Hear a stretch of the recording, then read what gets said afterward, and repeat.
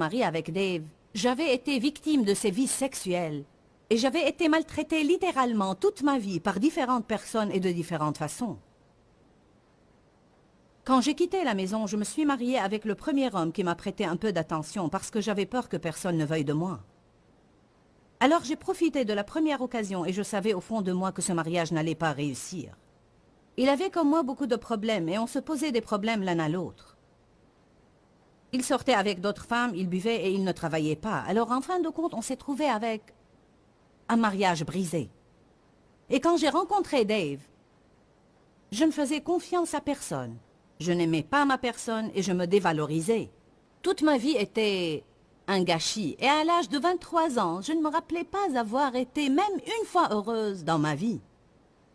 Je m'amusais de temps en temps, mais je n'avais jamais ressenti une joie prolongée. Qu'est-ce qui me manquait? J'avais besoin d'une grande dose de l'amour de Dieu. Mais je ne savais pas comment recevoir cela de Dieu. Alors, Dieu me le donnait à travers Dave pour quelque temps, pour briser les barrages qui m'entouraient, avant d'en arriver au point où je pouvais communiquer convenablement avec Dieu et commencer à recevoir de lui.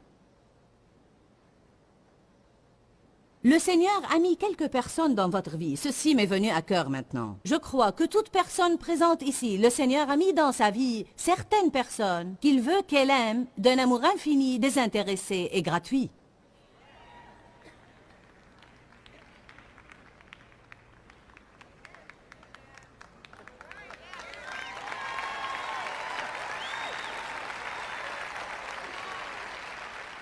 Mais je veux quelqu'un qui m'aimerait à moi.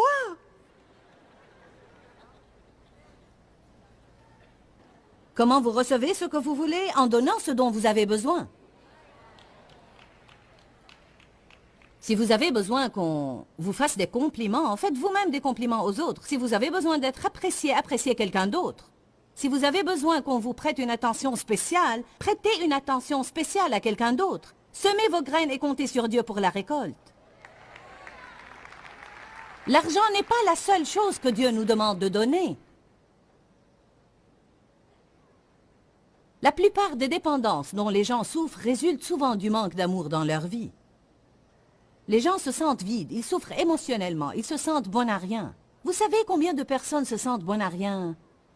Elles sentent comme si elles n'avaient pas de but ni de valeur. Elles ont besoin d'être appréciées et valorisées. Nous allons parler aujourd'hui de comment nous pouvons faire sentir aux autres qu'ils ont de la valeur. Il faut que vous preniez des notes. L'alcool, la drogue, le sexe, les dépenses, les troubles alimentaires, l'automutilation, les troubles compulsifs de tout genre. La plupart de ces choses-là sont dues au fait que les gens manquent d'amour. Ils sentent qu'ils sont sans valeur, ils sentent qu'ils sont bons à rien, ils n'ont pas de but dans la vie. Alors, ils souffrent tellement qu'ils ont recours à autre chose pour être soulagés. Peut-être que c'est le cas de certains d'entre vous ici, et ceci pourrait être une révélation pour vous. Et vous dites, je ne savais pas quel était mon problème. Nous sommes créés par Dieu pour être aimés. Nous ne sommes pas créés pour être rejetés. Nous sommes créés par Dieu pour être aimés, pour nous sentir aimés et pour nous sentir justes. Nous ne sommes pas censés nous sentir mal tout le temps. Vous n'êtes pas censé entendre la même rengaine dans votre tête tout le temps. Quel est mon problème? Quel est mon problème? Quel est mon problème? C'est pourquoi, dès que la personne est née de nouveau, le premier don que le Seigneur lui accorde, en fait, c'est la justice. Justice. Et non pas l'injustice. Le Seigneur nous donne sa justice pour remplacer notre injustice.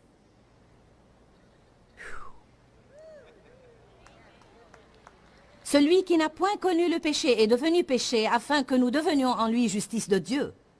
Je suis juste auprès de Dieu, je ne suis plus injuste auprès de Dieu, et ceci grâce au sang de Jésus. Je ne fais pas tout de la bonne façon, mais je suis en position juste auprès de Dieu. Et ceci se manifeste dans ma vie. J'agis mieux jour après jour. Peut-être que vous pensez que je n'agis pas bien, ou vous dites à quelqu'un que vous ne croyez pas que j'agis bien, mais Dieu voit que je suis en train de faire un progrès.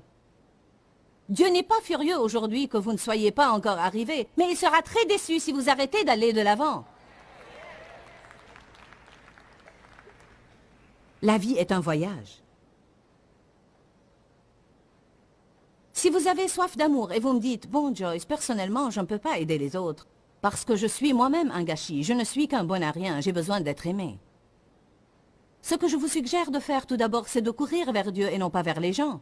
Il se peut que Dieu agisse à travers les gens, mais vous devez courir vers Dieu. Parce que ce que nous faisons et qui exerce plus de pression sur des relations déjà tendues, c'est que nous exigeons que les autres nous fassent sentir bien dans notre peau. Vous ne pouvez pas faire porter à quelqu'un dans votre vie, que ce soit votre ami, votre époux ou votre enfant, la responsabilité de vous faire sentir que vous êtes une personne de valeur. Je suis en colère car tu ne me fais pas sentir bien dans ma peau. Oui, ils doivent faire un effort pour vous faire sentir bien dans votre peau, mais peut-être que Dieu ne les incitera jamais à faire cela.